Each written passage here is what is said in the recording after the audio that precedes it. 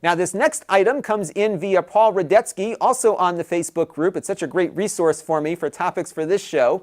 And that is going to be our pick of the week, which is a video from the CBC, which has been doing an expose on Apple and how they restrict third parties from repairing their phones. And they had a piece a few months ago where they took a Mac that was acting up to the Apple Store, and they wanted to do some really expensive repair and recommended they just buy a new one.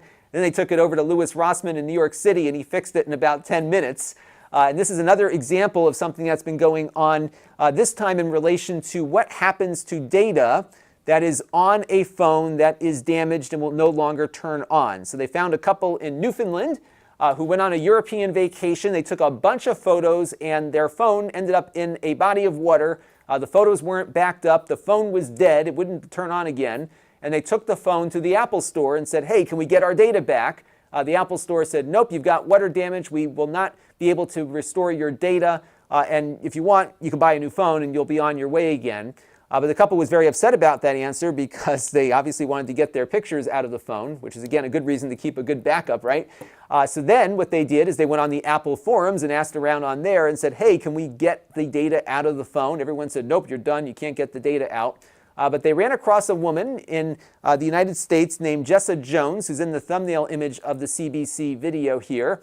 And she runs a service that actually does that. They restore data from phones that have been damaged. And what she does is she tries to replace all of the chips that are not part of the Apple security and privacy system.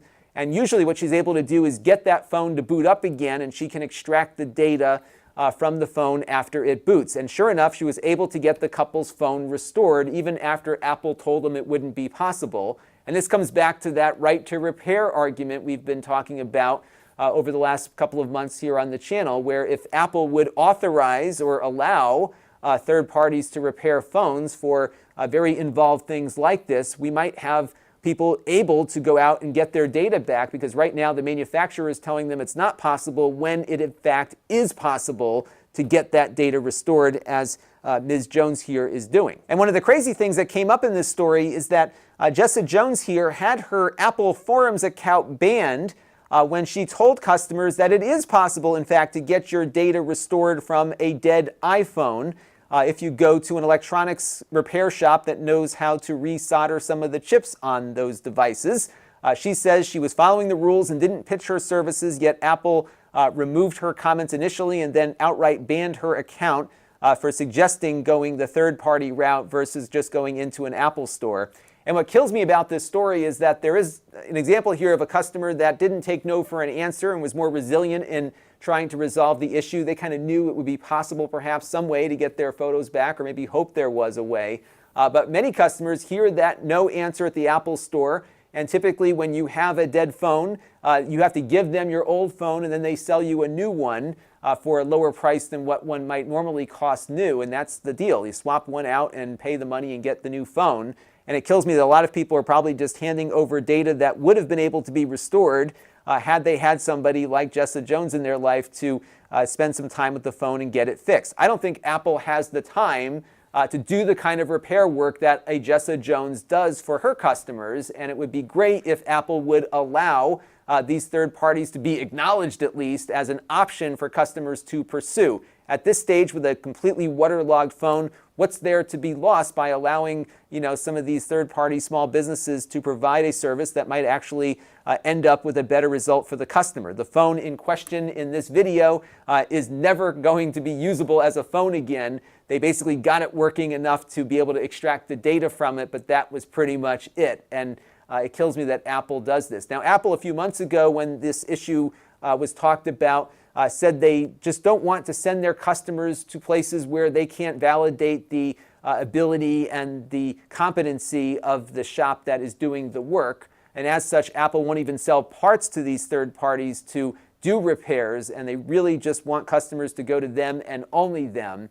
And one of the things that I talked about when we explored this issue before was, how do you validate that somebody is able to actually do the work and is competent to do so, because smartphones can be dangerous. They have lithium-ion batteries that, if they're not repaired properly, or perhaps a charging circuit isn't installed properly, they can catch on fire and burn your house down. It's something we saw with those Samsung phones a few months ago that were coming like that from the factory. So you definitely need some competency here. Now, in my state, I don't need a license to open up a smartphone repair shop, nor do I need a license to open up a computer repair shop. I could do all the soldering and electrical work I want, because the only thing my state requires licenses for are televisions and radios. Maybe you could make the argument that the smartphone is a radio, but I know there's a lot of places out there that are repairing smartphone screens that are not licensed by the state of Connecticut to do so. And I think this might be an area where the right to repair folks might want to focus. That let's call the bluff on Apple and all these other manufacturers that say they want to know these people are competent. Let's define the competency and come up with a way that we can all agree that somebody is competent or not. We do that with television and radio repair in this state and many other states. It might make sense to do that in other places too, so that the argument they're making as the excuse as to why they want to hold a monopoly on repair perhaps can go away if we can all agree as to who's competent and who isn't. This channel is brought to you by the Lon.TV supporters, including gold level supporters, the Four Guys with Quarters podcast, Tom Albrecht, and Kalyan Kumar. If you want to help the channel, you can by contributing as little as $1 a month.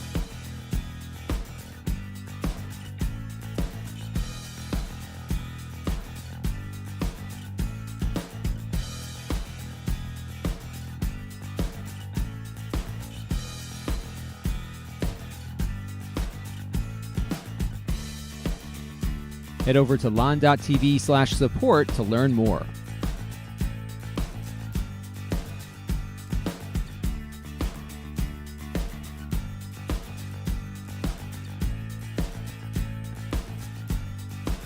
And don't forget to subscribe. Visit lon.tv/s.